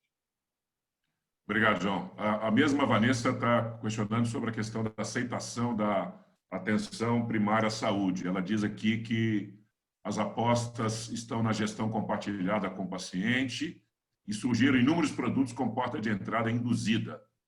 Mas ela percebe também um desconforto histórico dos pacientes com esses produtos de rede reduzida, né? Qual a solução para a aceitação da APS? Eu sou um fã de APS, acho que a APS resolve basicamente 80% das necessidades das pessoas e, portanto, o investimento deve ser feito aí. A empresa para a qual eu trabalho tem essa cultura, inclusive esse DNA da atenção primária e da prevenção também, de uma maneira geral. Tá? O fato das pessoas não gostarem de produtos com rede reduzida, o importante é que tenha produto para todo mundo. E tem uma prateleira que você pode pegar o cara que tem cobertura no mundo inteiro, se ele quiser fazer uma operação no Cleveland, lá no coração, ele pode fazer, e tem produto para isso. E tem produto que são as que a gente chama de micro-regiões, onde você, muitas vezes, é muito comum no interior do Brasil, tá? Mas as grandes operadoras, eu dou o exemplo da empresa que eu trabalho, eu tenho feito isso também, muitas vezes você pode desenhar um produto que gravita em torno de um hospital e 2 ou 3 centros clínicos, né? Com alguns pontuais credenciamentos para poder cobrir o rol, que nem sempre você tem todas as especialidades dentro dessa micro-região. Mas isso aqui trata 80%, 90% das necessidades. Então, quando você tem uma gestão mais forte sobre a ponta, na entrega, na prestação do serviço de saúde, você tende a conseguir preços melhores e custos menores e, portanto, preços de plano de saúde menores. Então, tem que ter produto para todo mundo. Essa é a meu ver. Inclusive, é uma bandeira da FenaSaúde, viu, Vanessa? Que a gente estava, inclusive, foi tema do meu seminário aí em Minas, quando eu estive lá da última vez, que era a subsegmentação. Ora, por que a gente tem um rol que cobre tudo e não tem um rol... Eu vou lançar um troço aqui que é polêmico e alguém pode até ser contra, mas eu estou dando só a ideia do conceito. Isso deve ser discutido tecnicamente. Por que não ter um produto que só cobre a atenção primária à saúde, por exemplo, e deixa a secundária e terciária para o SUS? Isso pode custar muito barato para a pessoa não ter que ficar 5, 6 meses para fazer uma consulta, fazer um exame e ter um diagnóstico no sistema de saúde. Aí vem muita gente vai dizer, não, mas saúde é divisível, saúde não é mercadoria, saúde não é isso, aquilo. Ora, pessoal, nós estamos tentando atender demandas do consumidor que só consegue pagar por um plano um pouco menor, um pouco mais reduzido, um pouco mais regionalizado. Portanto, o importante é ter oferta para todos os tipos de consumidores que satisfaçam as suas necessidades. Essa é a nossa bandeira, digamos. Apoiado, João, apoiado. Mais uma participação aqui da Luanda, ela está na querida cidade de Cabo Frio. Ah, meu Deus, que saudade! Ela está falando de Cabo Frio conosco. Ela diz o seguinte: temos ainda muita falta de diagnóstico de Covid, acredito que seja geral. Lá em Cabo Frio, por exemplo, ela está sentindo uma dor, não só em Cabo Frio, mas várias cidades. O paciente não consegue fazer o exame rápido nos hospitais, tanto privado quanto como público, e como pedido médico não tem laboratórios que aceitam o convênio para tal exame, aí já é um problema. Essa falta de exame, que existe lá na região dela e outras cidades, tem prejudicado muito e tem gerado muitos gastos para as operadoras, porque é uma demora muito grande na liberação do médico. Como é que você avalia isso? Ela acredita que a facilidade desses exames iria ajudar a reduzir os gastos com internações sem necessidade. A pergunta é muito própria de uma situação. Eu admito que o Brasil, não é a Vanessa mais, é uma outra pessoa de Cabo Frio, né? Luana, né? Luana, o Brasil tem dificuldades de ter redes para cobrir tudo no Brasil todo, né? Satisfeita que Cabo Frio deve ter uma rede muito boa até em relação a alguns lugares do Brasil que não tem nada. E daí eu até lancei esse assunto quando eu falei sobre telemedicina, né? Se há deficiência de rede para exames para o RT-PCR, que para mim é o único que deveria ser feito, o outro é muito mais para uma espécie de conforto de se já esteve ou não teve, etc., mas não para diagnóstico. O exame para diagnóstico e início de tratamento é o RT-PCR, não é o sorológico. O sorológico pode ser para acompanhamento, para estudos, para avaliação de política de saúde. Então, o RT-PCR ele está coberto. Se há uma falta de exames aí, eu não tenho como dizer. É possível que haja, porque nós estamos em plena pandemia e há uma demanda enorme sobre esses exames, mas a operadora, se você estiver falando de uma empresa privada, se não tiver aí, deve te indicar onde tem.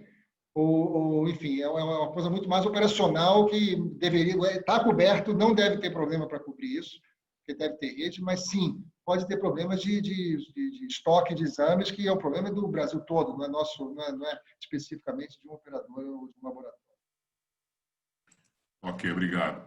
O Eduardo Diniz faz uma colocação aqui, e ele tem dúvida se tem um viés político, então vou deixar para você fazer o julgamento. Se quiser passar, por favor, esteja à vontade. Clinicamente, assistimos a sociedade colocando no setor privado obrigações inerentes ao setor público. A universalização do atendimento à saúde nunca será atingido pelo privado. Nossa geração verá uma séria discussão sobre o papel de cada setor via Congresso Nacional? Pergunta o Eduardo Diniz. Não acho que é político, não. É uma boa pergunta até. Eu acho que um dos temas que ficou evidente nessa pandemia, e falou-se aí de confisco de leito e gestão única, aquelas coisas todas, é justamente essa integração SUS-privado, né? Na verdade, se o sistema SUS é universal e ele se propõe a ser, ou seja, para todos, ele é para você também, Maurício, é para todos nós, mesmo que nós temos sistema privado, tá? Eu devo usar o SUS. Nós temos no Brasil essa jabuticaba aí, que é o negócio do ressarcimento ao SUS, que eu não vou discutir. Pessoalmente, acho que se eu pago pelo privado, não significa que eu abrir mão do público, poderia usar o público também. Mas isso aí já está sacramentado e há o processo de ressarcimento das internações do sistema privado. Mas o fato é que a universalidade, a equidade enfim, os pilares do SUS, eles são muito bonitos no texto da Constituição, mas eles são inviáveis economicamente. O Brasil é um país pobre, gente. O Brasil é um país pobre, não podemos esquecer isso. Você não pode... Eu vou dar esse exemplo de novo, que é só um exemplo, pode não fazer muita diferença em relação ao todo, mas é um exemplo que está na mídia atualmente, né? Que é a discussão sobre esse remédio da Novartis, que custa $2.125.000, uma aplicação única para o tratamento do tipo 4 da atrofia da AME, né, do tipo 4 da AME lá, se diagnosticado antes de 2 anos de idade. Portanto, você vê como é específico, né? É o tipo 4 da AME para crianças diagnosticadas até 2 anos de idade. Eu pergunto a vocês todos, será que as cortes brasileiras, nessa farra de liminares que a gente vê de judicialização, quando chega lá um caso do tipo 3, de uma criança de 3 anos de idade, será que ele não vai dar também uma liminar forçando a coisa do remédio? Com certeza vai virar uma farra isso. É um absurdo isso, né? Então, nós já tivemos, inclusive, debates com a fabricante desse medicamento, e eu perguntei para ela, vem cá, uma curiosidade, no país de origem, é uma fabricante estrangeira, tá? No país de origem lá, no país onde está a matriz lá, esse medicamento já foi aprovado pelas autoridades sanitárias para cobrir no sistema que, por acaso, por ser europeu, é estatal, digamos assim? Eu falei, não. Então, o que acontece? O SUS, o Brasil, com essa bandeira linda, maravilhosa da universalidade, da equidade, etc. e com essa farra da judicialização, virou um paraíso para essas empresas de grandes medicamentos que correm para cá para aprovar drogas, muitas vezes que salvam vidas, não estou discutindo isso, mas que custam fortunas, que a gente não tem condição de pagar, e muitas vezes preferem até só aprovar na Anvisa e ficar fora do rol da ANS, porque uma vez na Anvisa começa a judicialização, a determinações judiciais para fazer a aplicação dos medicamentos. Então, isso está distorcido, a gente tem que consertar isso.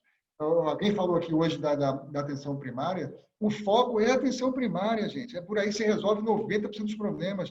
Se o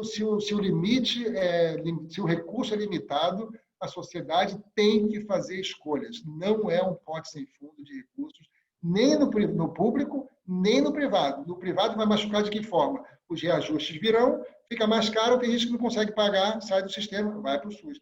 Essa é a dinâmica que a gente quer inverter justamente para trazer mais gente para o privado, desonerando o nosso sistema.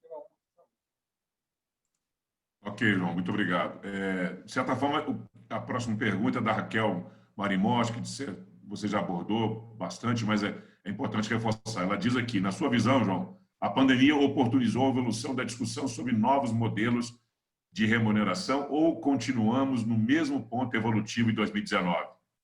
quais as oportunidades que você vê como mais viáveis no curto prazo? Eu acho que evoluímos não tão rápido quanto a própria adoção, por exemplo, da telemedicina. Essa discussão de medicina baseada em valor, ela é difícil, ela é muito bonita também na teoria, mas é difícil na prática. Como é que você mede esse valor da saúde, né? Mas você começa a ter como é que chama? Pacotes ou contratações de redes onde o próprio prestador assume riscos também que estão associados a desempenho, a performance, né? Medicina baseada em performance, ou remuneração baseada em performance. Então, se você tem um hospital que aceita um determinado tipo de caso cirúrgico, por exemplo, e ele diz, olha, qualquer reinternação associada a esse diagnóstico que ocorra no primeiro, segundo, terceiro mês pós a primeira cirurgia, eu, hospital, vou fazer sem custo para a operadora. Isso é uma assunção de responsabilidade de medicina baseada em performance. Ele vai ter uma preocupação enorme em fazer bem a primeira vez para que não ocorra essas internações. Esse tipo de compartilhamento de risco, eu acho que é a primeira camada que depois do famoso fee for service, lá de pagamento por procedimento, é a primeira camada de evolução nessa relacionamento entre operadoras e prestadoras. Mas estamos ainda longe, e os Estados Unidos está longe também, não achemos que lá fora está todo mundo adotando medicina baseada em performance, isso é uma coisa difícil de medir também, muito complicada. Mas a gente vai aos poucos andando nessa direção. Ok, João, obrigado. Uma nova colocação aqui da Marinês Miguel, ela faz duas em uma parte sobre o reajuste dos contratos e a outra sobre novos produtos. Então, ela reflete aqui. A questão do reajuste também é uma forma apenas de adiar as decisões, a conta virá.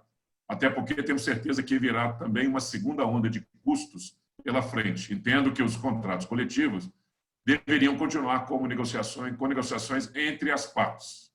Até porque temos os seguintes segmentos que não param. Por exemplo, ela lança aqui como novos produtos com redução de custos, com cobertura em telemedicina.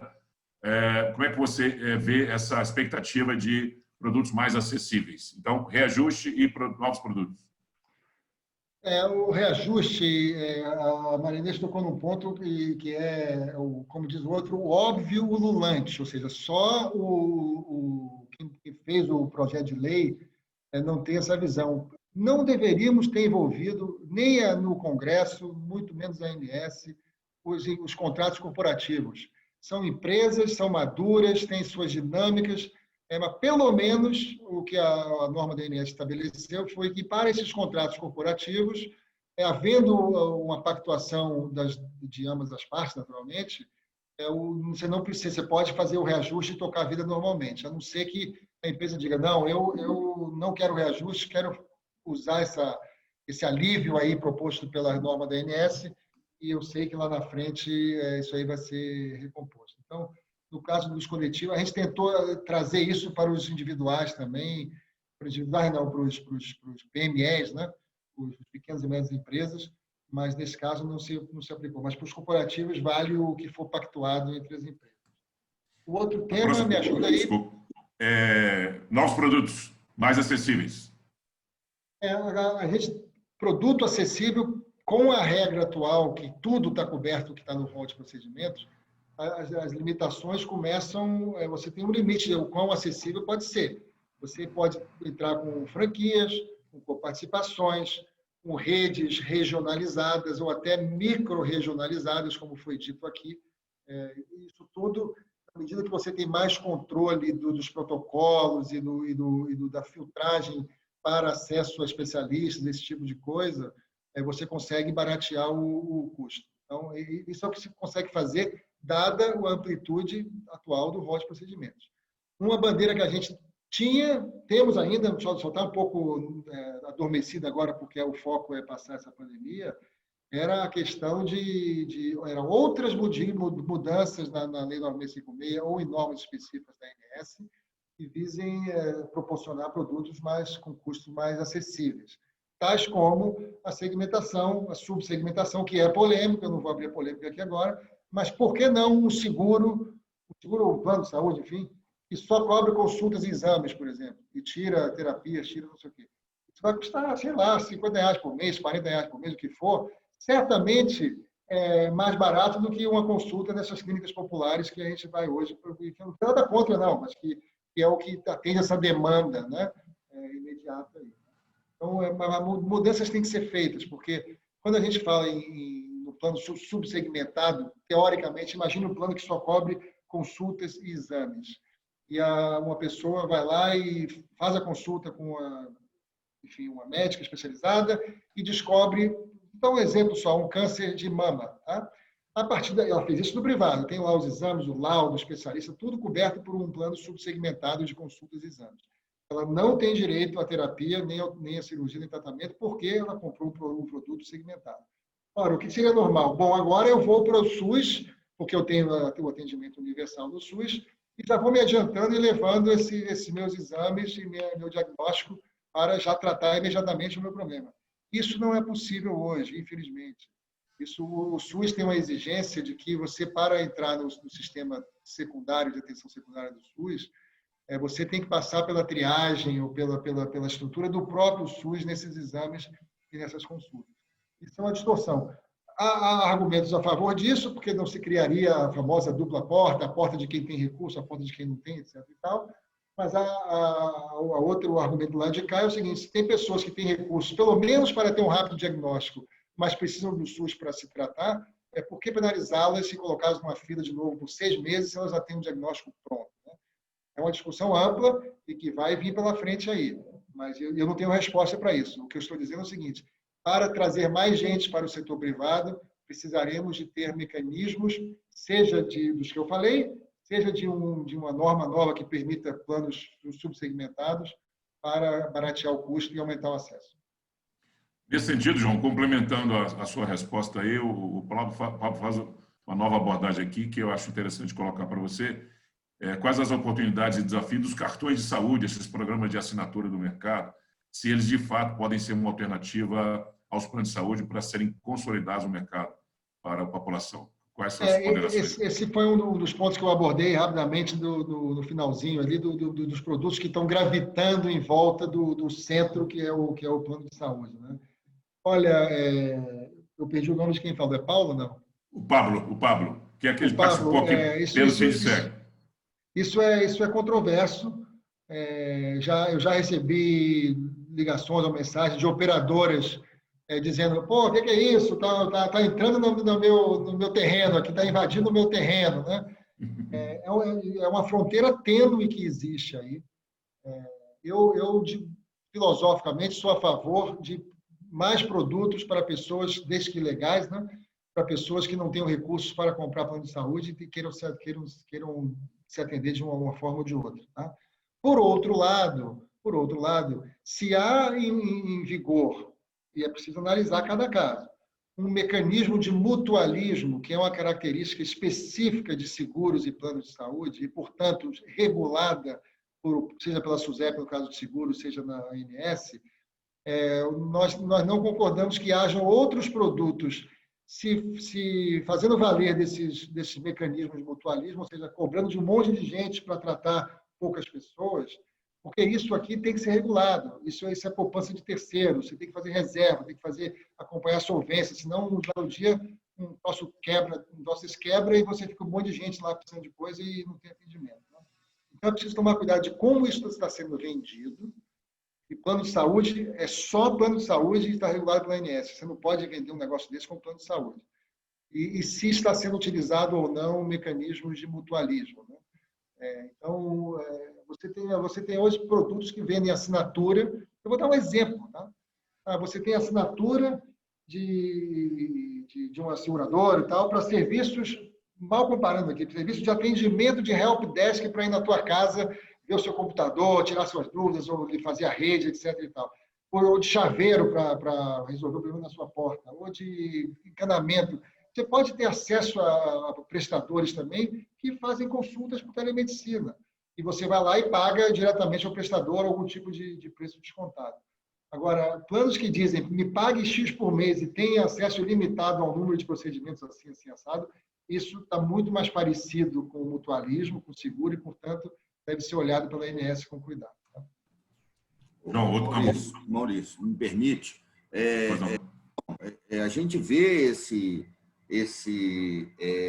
tipo de atendimento, né, com um crescimento aí absurdo no país, né, e é justamente onde tem mais crescido, é justamente aquele que dá simplesmente o acesso, né?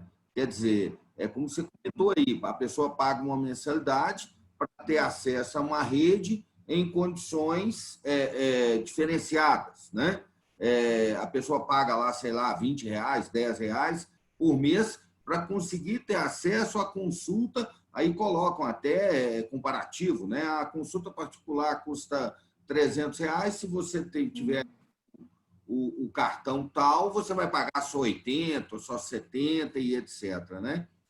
E pelo que você disse, a preocupação é a partir do momento que esse tipo de empresa garantir alguma coisa, né? Quer dizer, porque hoje ela só garante o acesso a uma rede e a pessoa vai ter que pagar a consulta, o exame, etc. Mas a partir do momento que ela estiver garantindo a realização daquele exame ou aquela consulta, é que entraria aí na seara do mutualismo, é isso? Isso. Eu vi um comentário de alguém aqui no chat. Quando eu não estou falando, eu consigo ler o chat, né? Senão, se quando está falando, você perde um pouco a concentração. Falando que, não sei se foi a Vanessa de novo, que se há rede contratualizada, já caracteriza plano de saúde. Não sei, viu, Vanessa? Eu vou dar um exemplo de novo. Não estou comparando saúde com encanamento, nem com computador, não. Mas você vê os assinantes de jornais, era comum, nem sei se tem isso mais hoje, né? Você, assinante do Estadão ou do Globo, ou de um jornal desse, você recebia uma carteirinha e com aquela carteirinha você tinha desconto no cinema, tinha desconto em determinados tipos de farmácia ou de prestadores. Um cartão de benefício que você tem acesso e havia rede, porque não era qualquer cinema, não era qualquer farmácia, não era qualquer restaurante que tinha aquele desconto de... Eu lembro, Clube do Assinante, chamava. Eu lembro que eu tinha isso quando eu morava no Rio, lá no Jornal Globo. Deve ter clubes do assinante aqui para uma série de outros veículos, né? Não sei se a rede de contratação de uma rede prestadora caracteriza de plano de saúde, não, porque acho que nem há um contrato específico. Você, da mesma forma que aquele médico aceita um determinado tipo de cartão ou de benefício ou de desconto, ele pode aceitar mais um. Deve ter um monte até. Os médicos fazem isso para um monte de gente. Então, eu não sei. Tenho dúvidas. Acho que quem vai ter que olhar isso com calma é a própria ANS. João, para finalizar, então, a participação aqui dos nossos internautas, eu vou deixar a última pergunta para você e, ao mesmo tempo, peço que você faça as suas considerações finais. A pergunta da Fernanda, de caráter estrutural, ela pergunta aqui qual a sua opinião sobre o que será do home office em operadoras de saúde, tanto em odontologia quanto em medicina. Por favor. Nós não teremos home office nos hospitais nem nas clínicas, né? Mas home office é uma coisa característica específica do trabalho administrativo, corporativo. E, para você ter uma ideia, a empresa que eu trabalho, a nossa sede aqui da Notre Dame Intermédica em São Paulo, tem cerca de, normalmente, né, antes da pandemia, cerca de 1.500 pessoas circulando, algumas, inclusive, 24/7, né, em algumas determinadas áreas. Mas 1.500 pessoas. Hoje, se eu for lá, deve ter 15% disso espalhado pelos andares e com uma série de normas de distanciamento, etc. Então, acho que vai ficar assim sempre? Não acho. Eu acho que, mas que não vai ficar como eram antes, 1.500 pessoas. Vai ter aí um meio termo, né? Muita atividade de call center, por exemplo, e a gente faz para a rede odontológica com a Teleperformance ou com a Atento para a rede médica. Nós estamos falando de centenas de pessoas, muitas, até porque tivemos surtos em algumas dessas centrais de call center, muitas estão trabalhando de casa e funciona muito bem. A pessoa ganha, tem muita gente aí, gente, que ganha 2, 3 horas por dia por não sair de casa para trabalhar, né? Por outro lado, tem as dificuldades. Tem gente com criança em casa, não tem um ambiente próprio para trabalhar, o marido e a mulher trabalham, aí fica ali, você fica ouvindo as conversas alheias, assim, de duas coisas. Tem uma série de dificuldades, tem uma série de vantagens. Ao longo do tempo, esses pesos e contrapesos vão se se equilibrando na medida que a maré, o mar ficar mais calmo, e a gente vai chegar no equilíbrio, eu acho, e não será como era antes, mas não será como está agora, está muito radical para um lado só de home office. Suas considerações finais, João. Por favor, João, seu. Eu queria só, primeiro, agradecer o convite, achei bacana aqui, sobrou tempo para ouvir muitas considerações.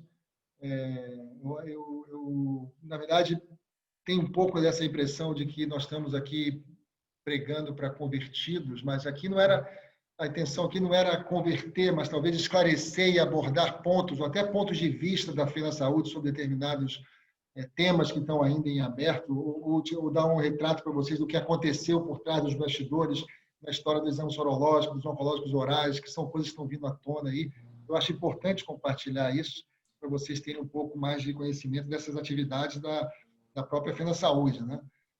Nós continuamos na luta aqui, a Fê na Saúde continua em home office 100%, mas a Vera Valente, que é a nossa diretora executiva, que possivelmente vocês já conheceu, já viu em alguma live aqui e ali, ela tá um caixeira viajante, vive em todas as lives aí defendendo os pontos, esclarecendo os pontos, seja de origem de temas jurídicos, temas operacionais, temas médicos. Ela tem feito um belo trabalho lá. A equipe toda da Fê na Saúde está participando. Nunca trabalhamos tanto, essa que é a verdade, que a Fê na Saúde gira em torno de comissões temáticas formadas por executivos ou enfim, funcionários das suas operadoras. Nunca as comissões temáticas foram tão frequentes e com tanta participação.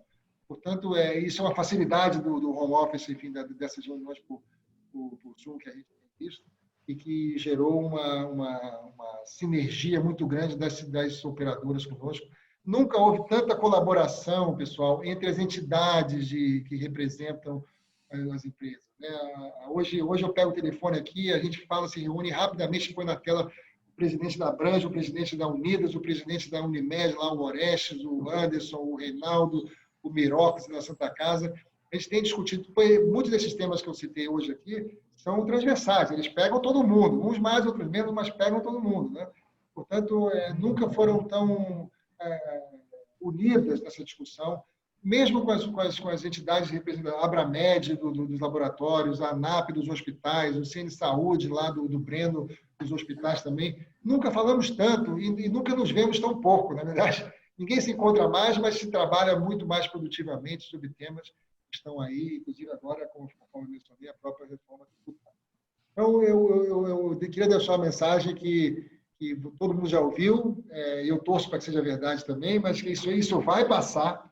Eu até diria, apesar de ser de detestar o gerúndio, eu diria o seguinte: isso está passando, nós estamos vendo os números caindo de internações, de contágio, provavelmente com essa liberação que a gente tem visto, teremos aí uma pequena segunda onda, uma marola, a gente espera, tipo no shape Pão de Açúcar, né? Aquele pico grande, depois o Morro da Urca ali um pouco mais baixinho, mas os hospitais, a comunidade médica está sabendo tratar melhor os pacientes, intervir mais cedo.